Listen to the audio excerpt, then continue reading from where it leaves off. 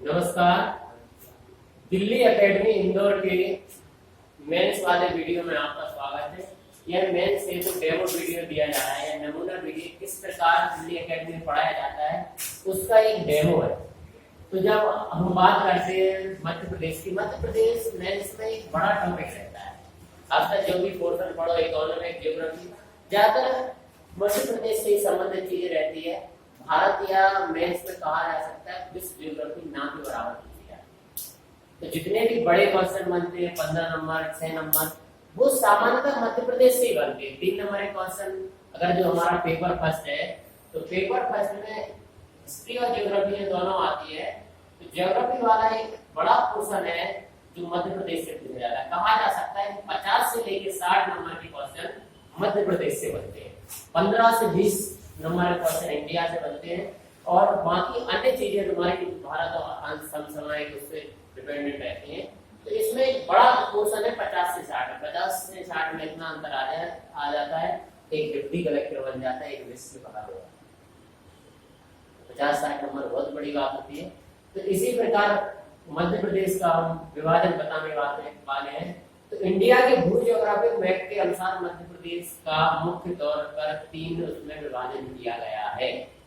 ठीक, जिस प्रकार अगर हम इसका मैप देखते हैं, जो कि दिल्ली एकेडमी की प्रमुख विशेषता है, मैप द्वारा अध्यापन, ताकि इस प्रकार रचनात्मक और बेहद क्रियाशील माध्यम से आपको पढ़ाया जा सके।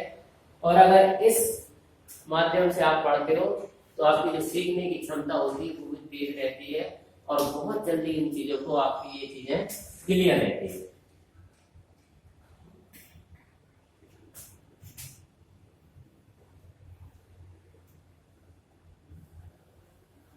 ठीक है।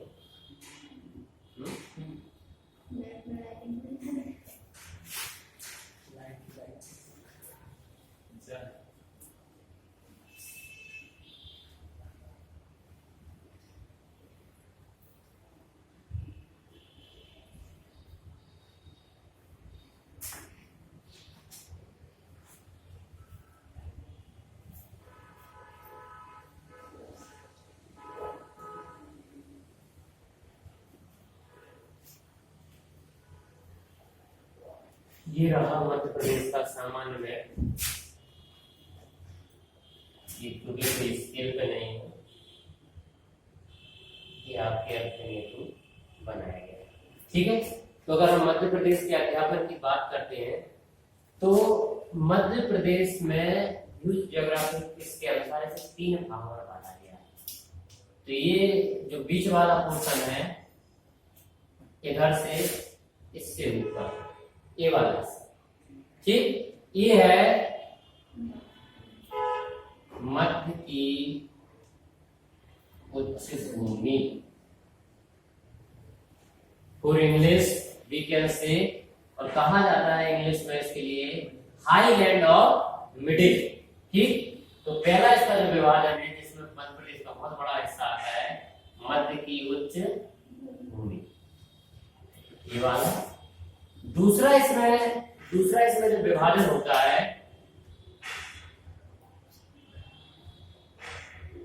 वह होता है ये निचला हिस्सा, जो कि मध्य प्रदेश की एक रेंज है जिसका नाम है सतपुड़ा साइड, ये, और इसके आसपास का पहाड़ी एरिया इस दूसरे हिस्से में आता है। ठीक, और इसका नाम दिया जाता है मैकाल, सतपुड़ा या सतपुड़ा, और ये वाला हिस्सा कहलाता है मैकाल। तो ये हो जाता है सतपुड़ा मैकाल पर्वतीय क्षेत्र या श्रृंखला क्षेत्र। ठीक, तो जो अदर इसका डिवीजन है सेकंड वाला, ये कहलाता है सतपुड़ा मैकाल पर्वतीय।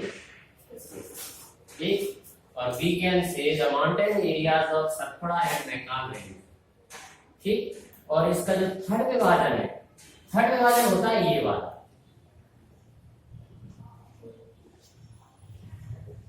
ये जिसका नाम है जिसका नाम यहां मैं लिख रहा हूं, पूर्व की उच्च भूमि। ये है तुम्हारा highland of east, highland of east. और इसको वास्तव में जिस नाम से जाना जाता है उसे कहा जाता है बघेल खंड। ठीक, तो देखो अगर जैसे मानते हैं हम सिंपली इस चीज को वो करते हैं, अगर हम इनको 1 2 3 बड़े डिवीजन मानते हैं, 3 सिंपली ले लेते हैं, 3 दादाजी मान लेते। ठीक, तो सतपुड़ा का सिर्फ एक ही विभाजन है, बघेलखंड पूर्व की उच्च भूमि में एक ही विभाजन है, और इस क्षेत्र की है 5 सब डिवीजन, या हम कह सकते हैं इसके 5 पुत्र हैं। और इस प्रकार टोटल मध्य प्रदेश जो बटा हुआ है भूज्योग्राफिक स्थिति से नहीं, सामान्य तौर पर मध्य प्रदेश 1 2 और इस मध्य की उच्च भूमि में आते हैं कितने सब डिवीजन, 5। तो इस प्रकार टोटल कुल मिला के अगर इसके विभाजन देखते हैं तो 7 भाग में। ठीक है, तो अब मध्य की उच्च भूमि की हम 5 विभाजन करते हैं। तो मध्य की उच्च भूमि के 5 विभाजन में ये पहला ये उत्तरी क्षेत्र भिंड वगैरह का, और इस क्षेत्र का नाम जाना जाता है, इसको नाम दिया जाता है मध्य भारत का पठार, और कह सकते हैं हम प्लेट्यू ऑफ मिडिल इंडिया। ठीक, तो ये मध्य की उच्च भूमि का पहला विभाजन है, कौन सा, मध्य भारत का पठार, जो कि सामान्य तौर पर यहां मंदसौर, थोड़ा इसका विभाजन नीमच, ठीक, थोड़ा यहां इसका गुना, यूपी, भिंड, ग्वालियर, मुरैना कंप्लीट, श्योपुर, इन जिलों में, और थोड़ा इसका विभाजन है इधर राजगढ़ में जरा। ठीक, तो ये है तुम्हारा मध्य भारत का पठार। ठीक, अब इसके बाद मध्य प्रदेश का वह पठार है जो मध्य प्रदेश के बड़े क्षेत्र में आता है, यानी जिसमें मध्य प्रदेश का 27 से 28% एरिया कवर हो जाता है, और वो एरिया है यहां से लगा हुआ, और एक मध्य प्रदेश का बड़ा क्षेत्र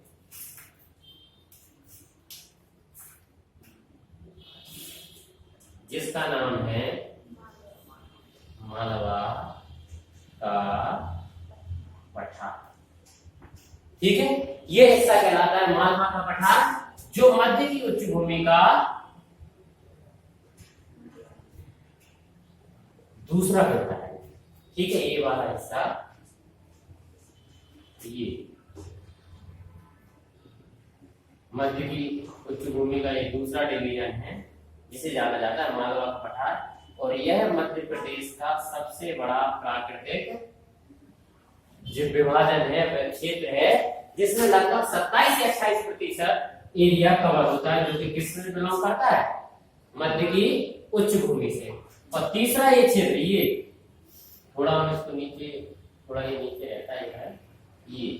ठीक, तो ये एरिया इस नाम से जाना जाता है जहां भी पोल्ट्री रखा है। तो चूंकि यहाँ बीचों बीच नर्मदा नदी रहती है, तो ये कहलाता है नर्मदा, और ये क्षेत्र यहाँ विस्तारित है कहां तक,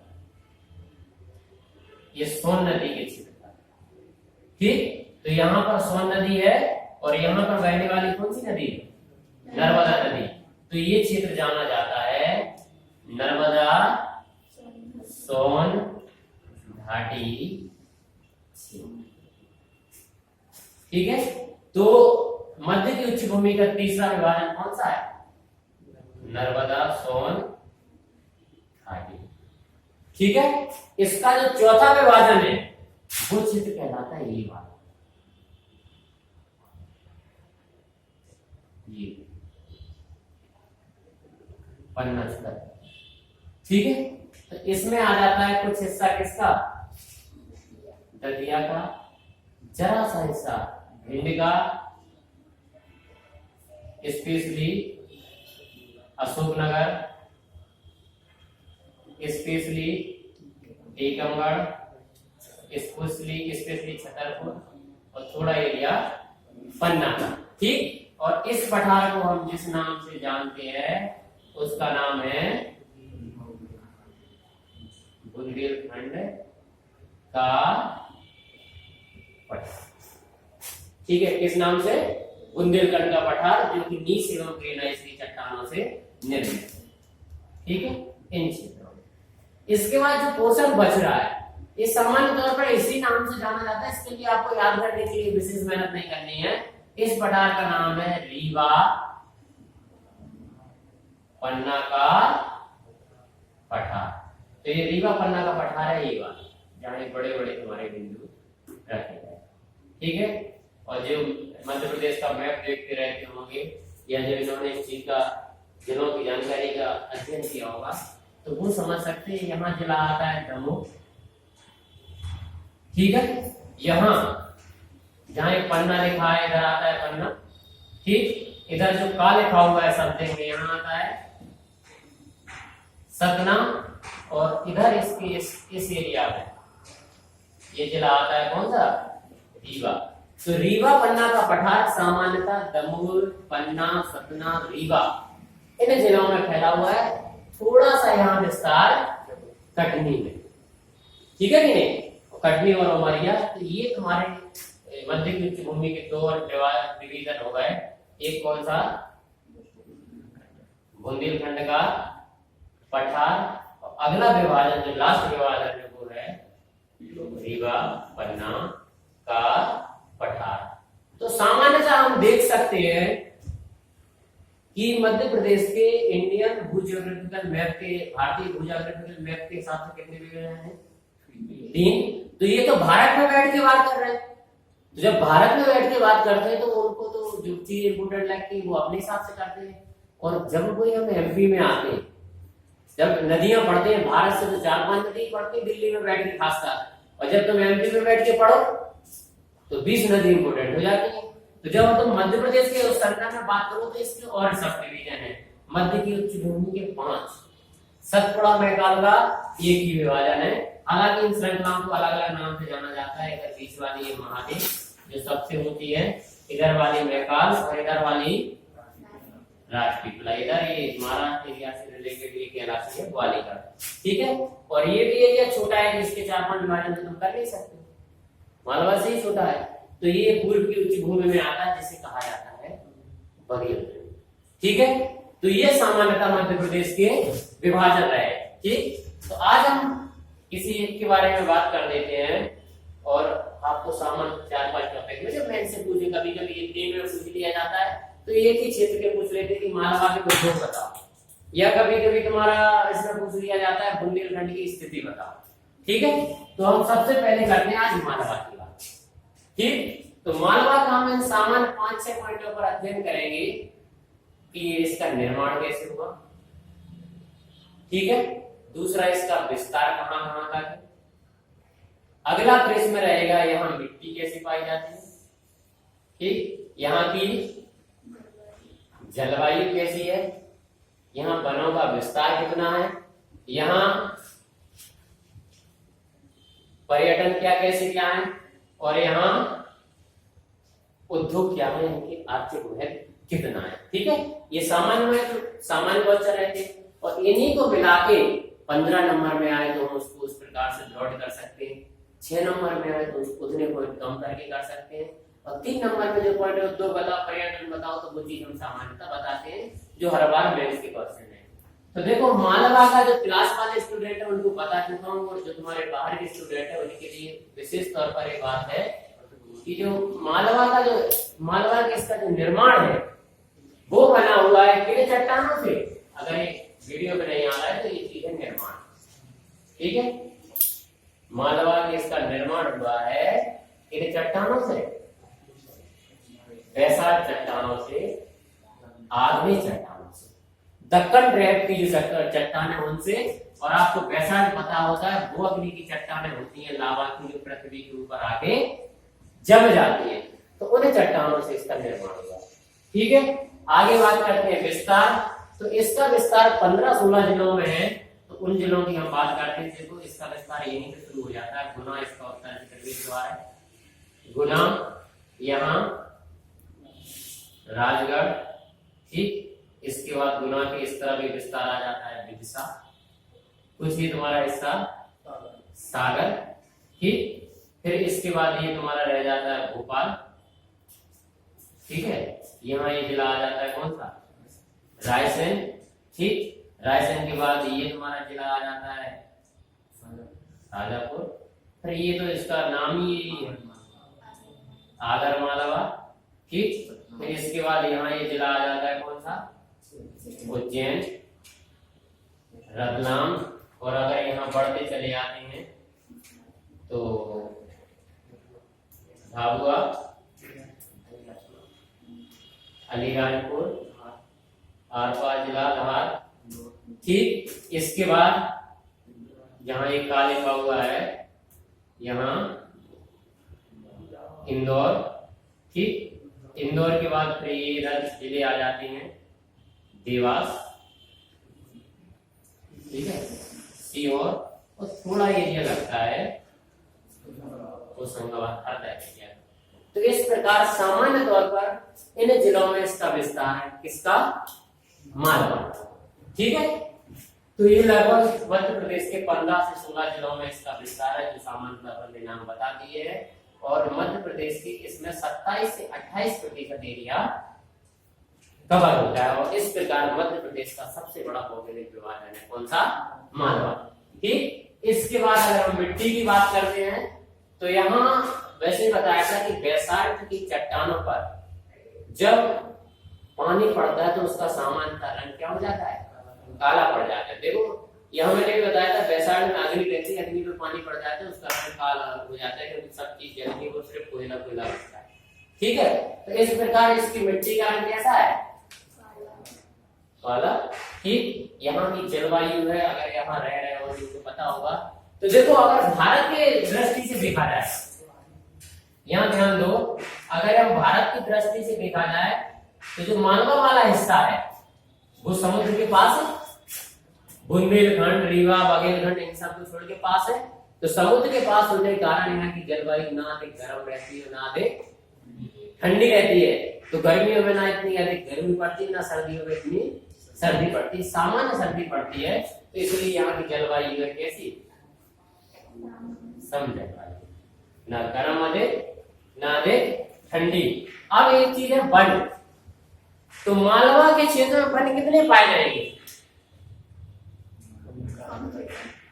बताओ, सोचो। बिल्कुल कम पाए जाएंगे, कारण मालवा की पूरी जमीन कैसी है, बेहतरीन काली जमीन है और पूरी मैदानी जमीन है, पठार पूरा प्लेन है। इसी को उसने कहा था पाणिनि वगैरह ने कि यहाँ की जमीन में कभी सूखा नहीं पड़ सकता। ये गणेश वगैरह और विक्रमादित्य वगैरह में अधिक मात्रा जमीन दी जाती थी जहाँ कभी सूखा नहीं पड़ता, और जहाँ की जमीन पे सूखा नहीं पड़ता बहुत उपयोगी है, तो उसको किसान छोड़ देंगे क्या। वन के नियम तो हमारे यहाँ आए 1927 में वन नीति आई, 1952 में आई। उससे पहले किसानों ने ये सभी क्षेत्र, देखो जो पहाड़ी क्षेत्र होते हैं, जो दुर्गम क्षेत्र होते हैं, वहां जंगल रह रहे हैं आज के समय में, क्योंकि किसानों को उन्हें मेहनत करने में, काटने में बहुत समय लगता है। लेकिन ये पूरे क्षेत्र मैदानी है, तो मैदानी होने के कारण लोगों को बसने में, खेती करने में आसानी रहती है। तो यहाँ ना के बराबर वन छोड़ेंगे, और अगर थोड़े बहुत वन बचे भी हैं तो इसमें बचे हैं जो एरिया इसका दुर्गम है, जिसमें इसमें थोड़े थोड़े विंध्याचल पर्वत की श्रृंखला आती जाती है कि नहीं। तो इस पर्वतों के समथिंग, जैसे यहाँ तो जाओगे आप, धार जिले में है मांडू, इन्हीं पर्वत श्रृंखलाओं में। ठीक, बाकी यहाँ जो नदियां निकलती है इधर इंदौर के समथिंग में चंबल और ये छिपरा वगैरह, तो बीच में जो पहाड़ी श्रृंखला ऐसी चली गई है इधर रायसेन के समथिंग का, जिसका नाम है विंध्यन। तो इस विंध्यन श्रृंखला में थोड़े थोड़े पर्वत पेड़ पाए जाते हैं, और जो सामान्यतः हुई है, जो मध्य प्रदेश में सबसे ज्यादा पाए जाते हैं, साग, सागौन, इस टाइप के पेड़। तो यहाँ पर्वत के वन कैसे हैं, ना के बराबर है या नगण्य है, लेकिन फिर भी उनमें कुछ वृक्ष पाए जाते हैं। ठीक है, इसके बाद करते हैं हम पर्यटन। ठीक है। तो इस क्षेत्र में पर्यटन के लिए सबसे बड़ा नाम मैं बता चुका हूँ, विंध्य श्रृंखला में कौन सा ये धार में मांडू, ठीक। दूसरा उज्जैन, महाकालेश्वर की नगरी, कुंभ वाला समय, ठीक। तो इसमें जो प्रमुख नगरी है, पर्यटन की नगरी है, सबसे बड़ा नाम है कौन सा, मांडू। फिर दूसरा उज्जैन, ठीक। तीसरी यहां बड़ी चीज है, देखो विदिशा है, ठीक है। तो विदिशा में दो जगह हैं, एक तो उदयगिरी की गुफाएं और दूसरा सांची के स्तूप, ठीक है। तो ये विदिशा के दोनों नगर कौन कौन से, दोनों जगह, सॉरी विदिशा की नहीं, सांची आती है रायसेन, ठीक है। तो विदिशा की समथिंग है, तो सांची किसमें, रायसेन में, जो इसी क्षेत्र में आता है। दूसरा उदयगिरी जो विदिशा में आती है, और इसके बाद यहीं पर एक और बड़ा क्षेत्र है जो मध्य प्रदेश के लिए बहुत बड़ी बात मानी जाती है, भीमबेटका की गुफाएं, अब्दुल्लागंज, रायसेन, ठीक है। तो ये इसके इधर यहाँ आती है भीमबेटका की गुफाएं, जो किसमें आती है, रायसेन, ठीक है। ये इस क्षेत्र के प्रमुख सांस्कृतिक और बड़े नाम है। और ऐसे तुम बना दो तो लोगों के लिए इंदौर मिली, मुंबई, देवास में भी मंदिर है, नेमावर वगैरह भी है, ये इस क्षेत्र के अन्य नाम, ठीक है। तो ये है, इसी के बीच में ये राजगढ़ का वो आ जाएगा, नरसिंहगढ़ का किला क्षेत्र वगैरह, जो इसी क्षेत्र में आते हैं, ठीक है। अब बात की जाए उद्योग, तो हमें हमारे लिए बड़े दुर्भाग्य की बात है, देखो ध्यान दो, हमारे मध्य प्रदेश के लिए बड़ी दुर्भाग्य की बात है, यहाँ कई मिनिस्टर है, खासकर जो घराने से तो जो पड़े रहे हैं सिंधिया वगैरह से, तो देखो इसके बावजूद भी हमारा मध्य प्रदेश राज्य तो औद्योगिक दृष्टि से पिछड़ा रहा है, ठीक है। लेकिन जो आप टॉपिक पढ़ रहे हैं सब में तुम्हें ये लाइन लिखनी पड़ती है, कॉमन हो गया, एक दर्ज के साथ में लिखनी पड़ती है कि मध्य प्रदेश का ये क्षेत्र पिछड़ा है, रीवा पन्ना क्षेत्र पिछड़ा है, घाटी है, कुल मिला के पूरा मध्य प्रदेश क्षेत्र औद्योगिक दृष्टि से एक पिछड़ा राज्य है। परंतु ये लाइन आपकी मालवा में नहीं होती, मालवा का क्षेत्र औद्योगिक दृष्टि से एक संपन्न क्षेत्र है, क्योंकि आपको पता है यहाँ इंदौर है जो कि सूती वस्त्रों का केंद्र है, ठीक है कि नहीं। मालवा में या बड़ी सारी जगह हैं जो आज भी परदेशीपुरा में, आपको पता है टेक्सटाइल क्षेत्र है, तो है कि नहीं, टेक्सटाइल का वो बनाया है, कॉर्पोरेशन सेंटर बनाया है, वो भी तो यहीं पर है। नया जो तुम्हारा